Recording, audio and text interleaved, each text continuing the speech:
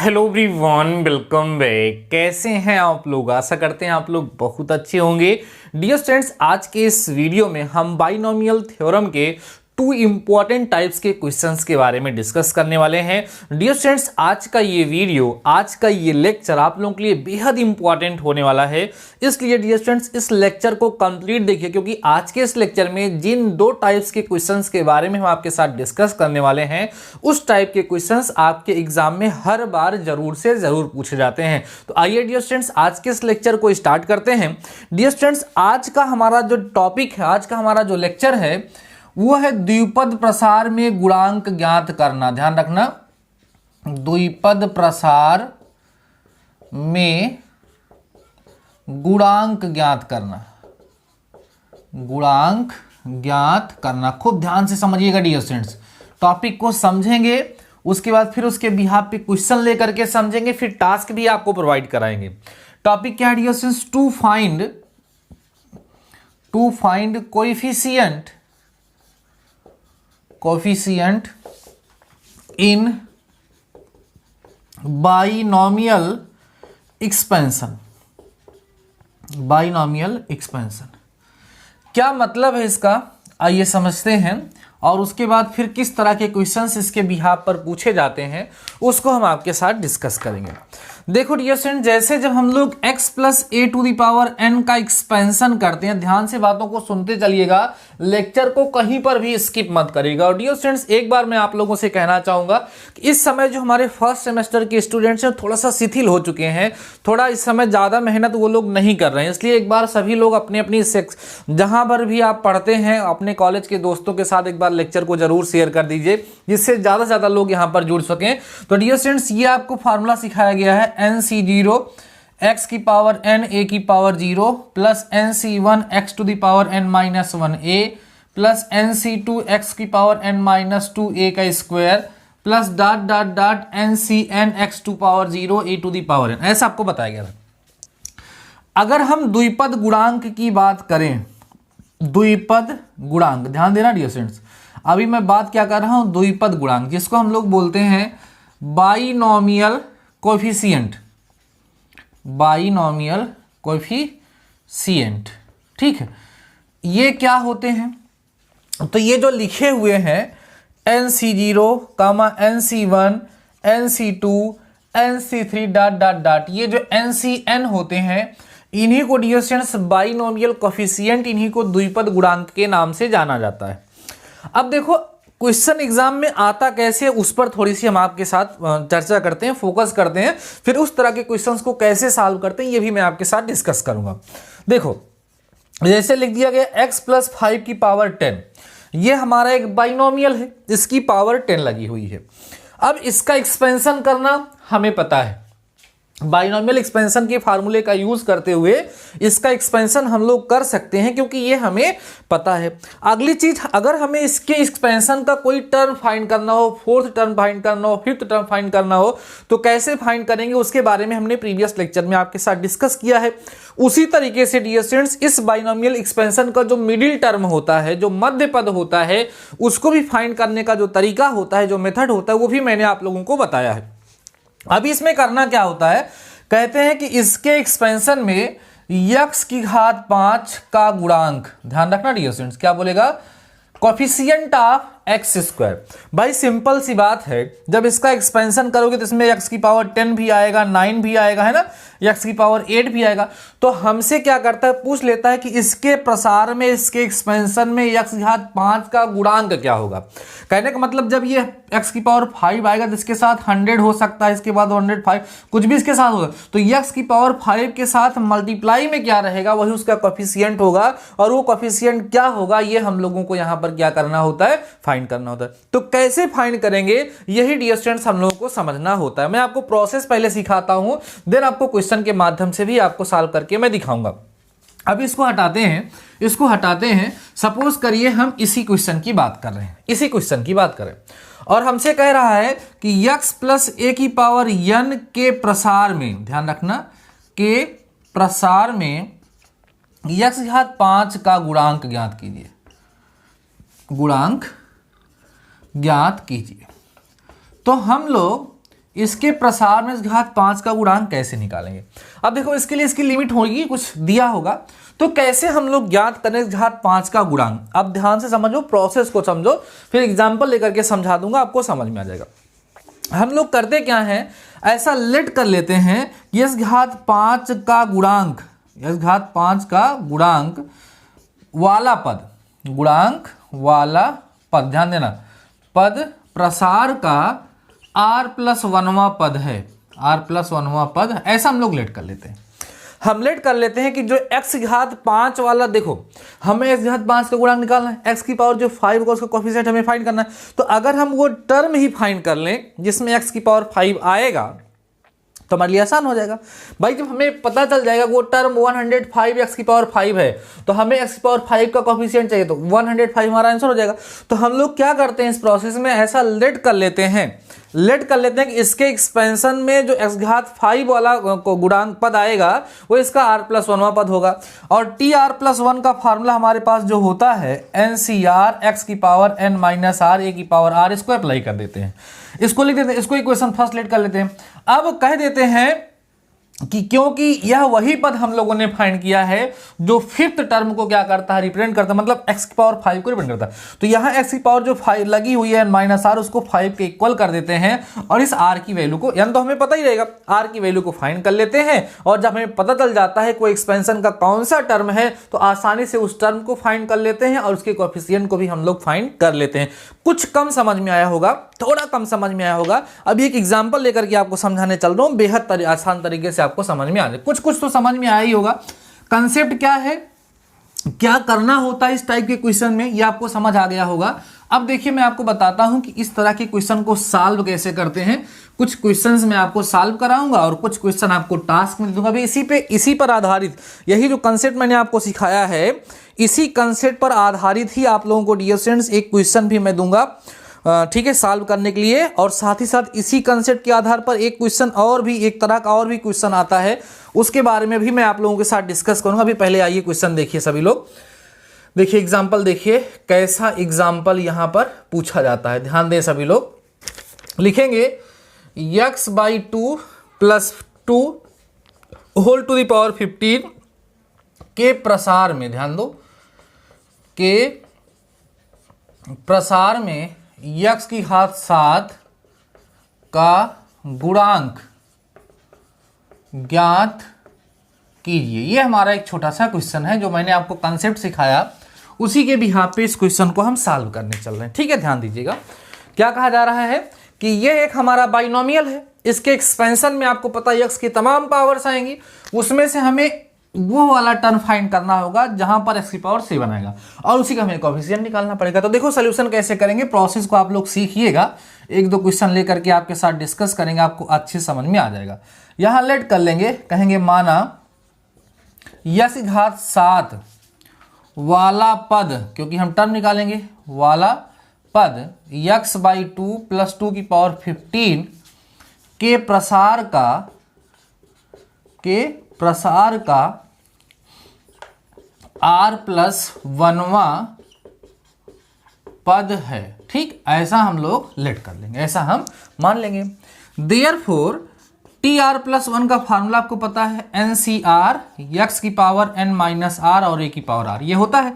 तो यहां पर tr+1 इक्वल टू, अब n की वैल्यू यहां कितनी है 15, c r ही होगा।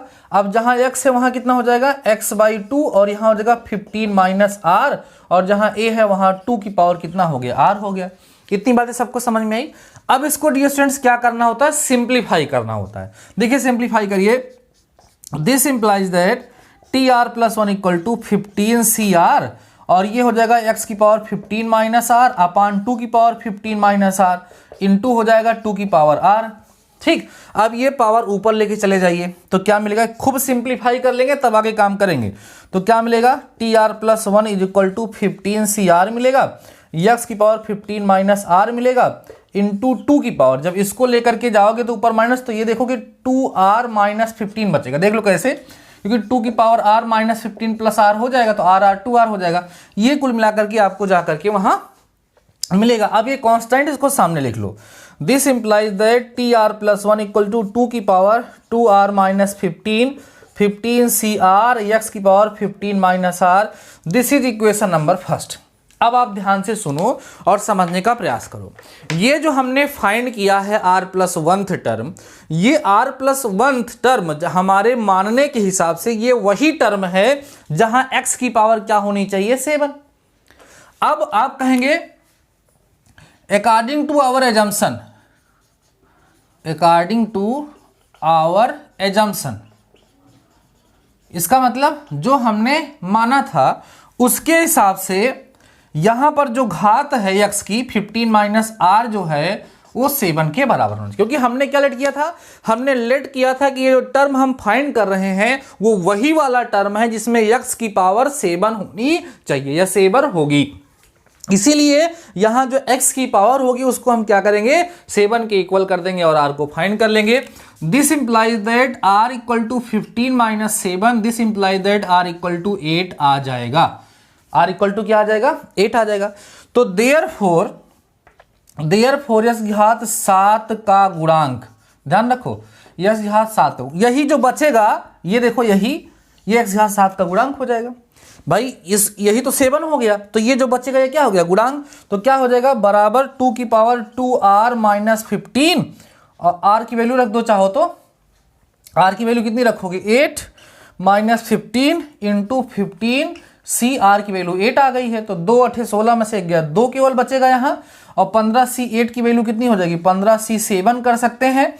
अब चाहो तो 215c 7 इसका आंसर लिख दो यही, और चाहो तो 15c 7 की वैल्यू आप लोग क्या करो, फाइंड कर लो। ये इसकी प्रोसेस होती है, ये क्वेश्चन को सॉल्व करने का तरीका होता है। मुझे पूरा भरोसा है आपको समझ में आया होगा। क्या करना होगा, यश घात, अगर मान लो इसी में x घात 5 का गुणांक निकालना होता है, कोफिशिएंट ऑफ x की पावर 5, तो यही जो हमने 7 के इक्वल किया वही मैं 5 के इक्वल कर देता। यही जो मैंने 10 के इक्वल किया, 7 के इक्वल किया, अगर 10 का कोफिशिएंट निकालना होता तो हम 10 का, मतलब हमेशा ये लिखा जाएगा जनरल टर्म। चाहे तो ये प्रोसेस कर लें या इसका जनरल टर्म लिख लें। जनरल टर्म लिखने का फार्मूला आपको पता है ना, जनरल टर्म लिख दीजिए डायरेक्ट। ध्यान दो, जो जनरल टर्म होता है वो TR+1 = NCR x की पावर, यही फार्मूला लिख करके डायरेक्ट भी आप कंपेयर कर सकते हैं। लेकिन ध्यान रखिएगा, कंपेयर करने से पहले इसको सिंप्लीफाई करना होगा। कुल मिलाकर के जो प्रोसेस मैंने आपको सिखाई है एकेडमिक के लिए 100% ऐसे ही सॉल्व करेंगे तो आपके मार्क्स कहीं कटेंगे नहीं, आपको फुल मार्क्स वहां पर मिलेगा। तो मुझे लगता है आपको समझ में आ गया होगा कि बाइनोमियल एक्सपेंशन में हम किसी का गुणांक कैसे ज्ञात करेंगे।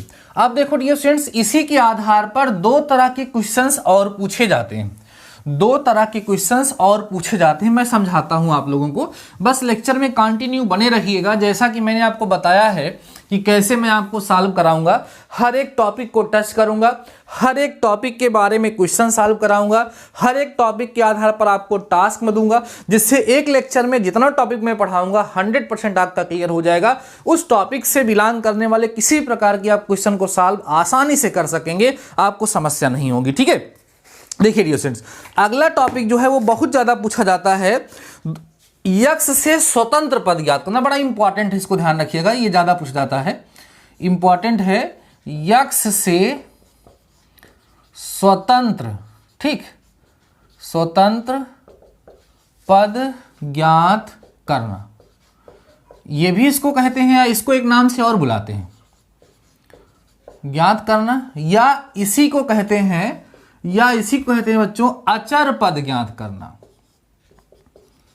अचर पद ज्ञात करना, दोनों एक ही चीजें हैं, दोनों एक ही चीजें हैं। आप ध्यान दीजिए, भी समझाता हूं। इंडिपेंडेंट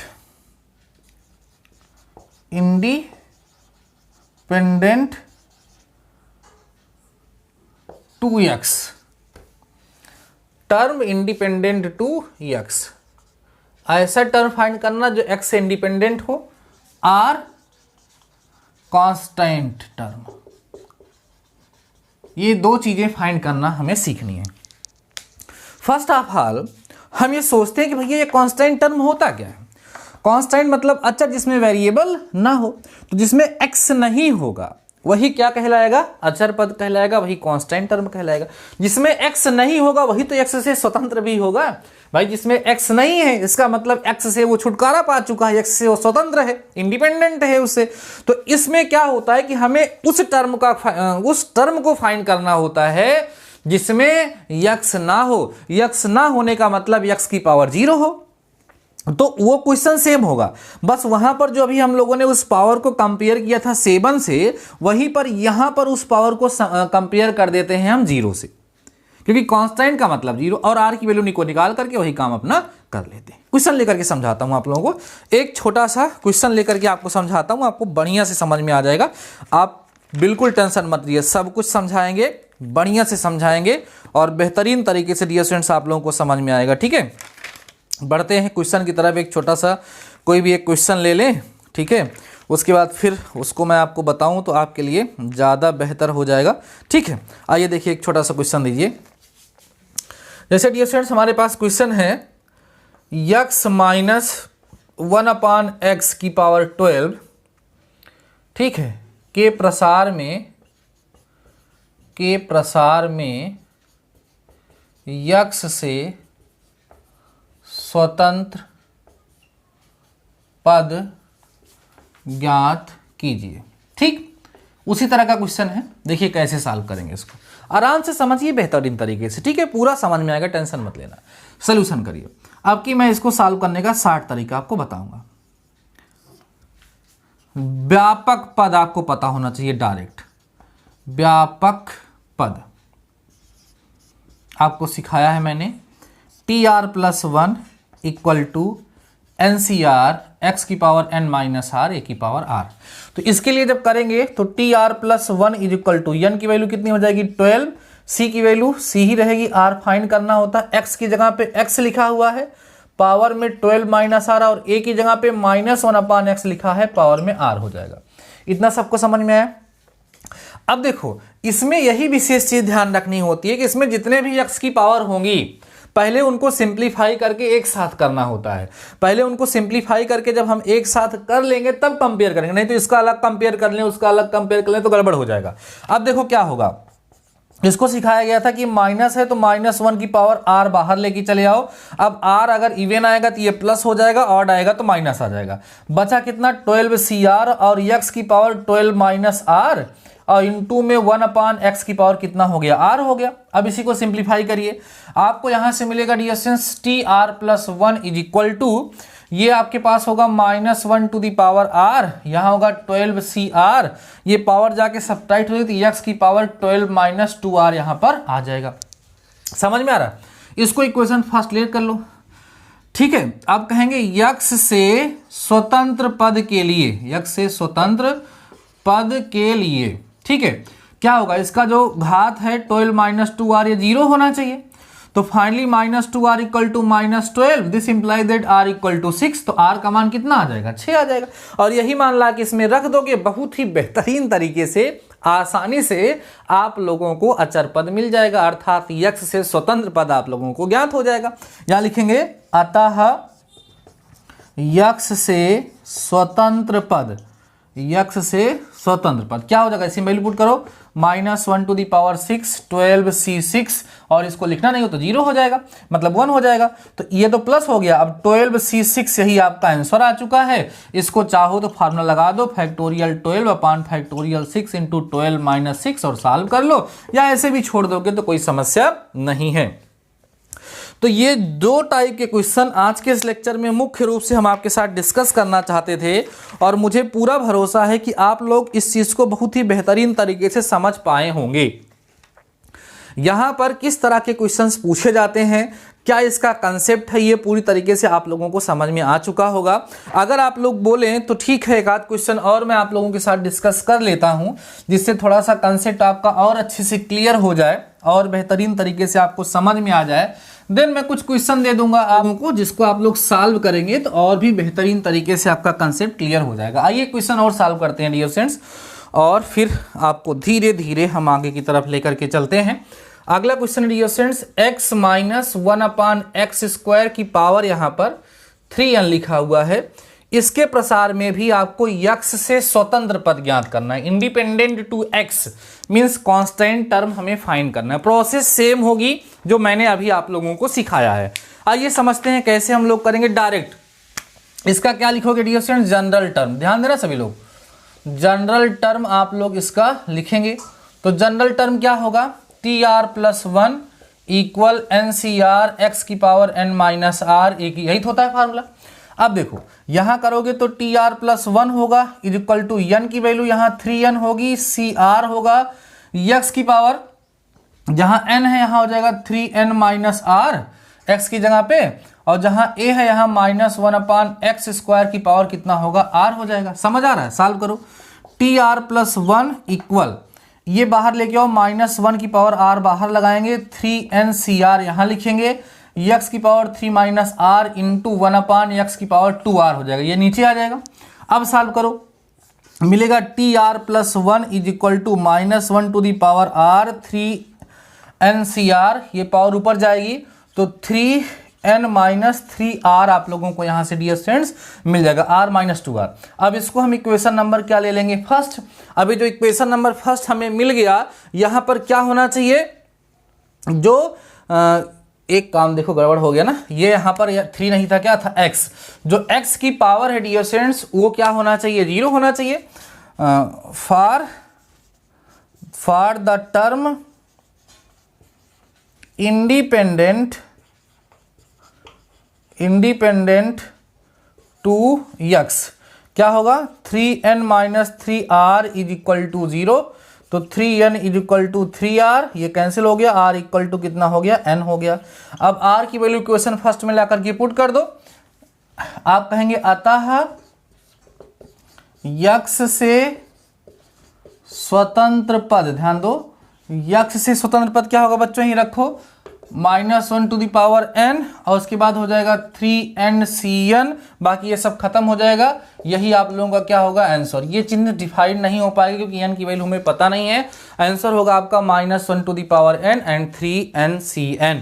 ये डियर स्टूडेंट्स आप लोगों का क्या हो जाएगा, आंसर हो जाएगा। क्लियर हो गई बातें, पूरा आप लोगों को बेहतरीन तरीके से अब समझ में आ चुका होगा कि किस तरह के क्वेश्चंस यहां से इस टाइप में आप लोगों से पूछे जाने वाले हैं, किस तरह के क्वेश्चंस आप लोगों से पूछे जाते हैं। तो डियर स्टूडेंट्स, ये जो टॉपिक आज के इस लेक्चर में मैंने आप लोगों के साथ डिस्कस किया है, ये आज का बहुत ही ज़्यादा इंपॉर्टेंट टॉपिक था। पूरे बाइनोमियल थ्योरम का सबसे ज़्यादा इंपॉर्टेंट टॉपिक ये हम लोगों ने डिस्कस किया है, क्योंकि स्वतंत्र पद निकालने के लिए अक्सर एग्जाम में क्वेश्चन पूछा जाया करता है। अब मैं आप लोगों को कुछ क्वेश्चंस दूंगा सॉल्व करने के लिए, उसको आप लोग सॉल्व करेंगे और मुझे आप बताएंगे कि आप इसको सॉल्व कर पा रहे हैं या नहीं कर पा रहे हैं।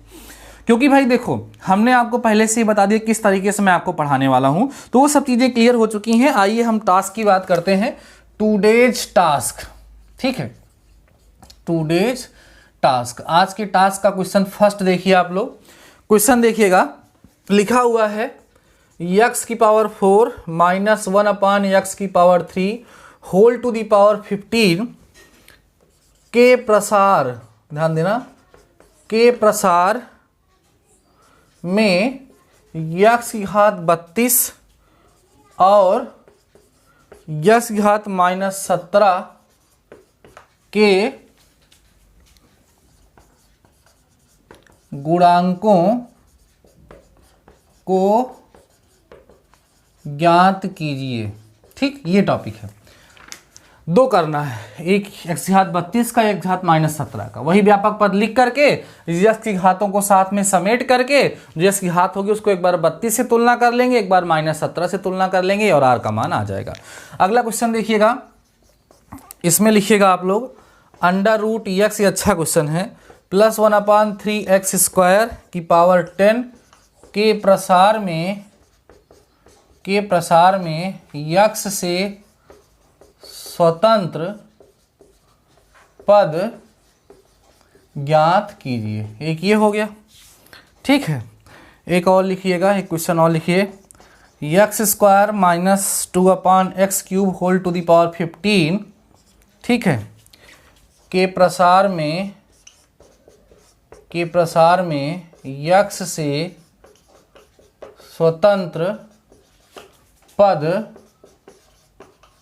ज्ञात कीजिए। क्लियर हो गई बात है आप लोगों को? ये 3 टाइप्स के क्वेश्चन हैं जो आज के इस लेक्चर में मैंने आप लोगों को प्रोवाइड कराया है और मैंने पूरा कंसेप्ट अच्छे से क्लियर कर दिया है। मुझे पूरा भरोसा है कि आप इन 3 के 3 क्वेश्चंस को सॉल्व कर पाएंगे। सॉल्व करिएगा और मुझे कमेंट सेक्शन में ज़रूर बताइएगा डियर स्टूडेंट्स कि आपका आंसर क्या आ रहा है, जिससे मुझे भी थोड़ा सा मिल जाएगा सेटिस्फैक्शन और फिर मैं आप लोगों को आगे की तरफ की बातों को कंटिन्यू कर पाऊँगा, आगे की चीज़ों को आप लोगों को डियर स्टूडेंट्स समझा पाऊँगा। अगर आप लोगों को लेक्चर पसंद आया है तो अभी तक अगर आप लोगों ने लेक्चर को लाइक नहीं किया है तो लाइक कर लो, शेयर नहीं किया हो तो शेयर भी कर दो और अपने दोस्तों को सजेस्ट करना चाहते हो तो ज़रूर कर दो, जिससे ज़्यादा से ज़्यादा लोग हमारे साथ जुड़ सकें। बाकी डियर स्टूडेंट्स आज के इस लेक्चर में बस इतना ही, मिलते हैं नेक्स्ट लेक्चर के साथ, तब तक के लिए शानदार रहिए और पढ़ते रहिए।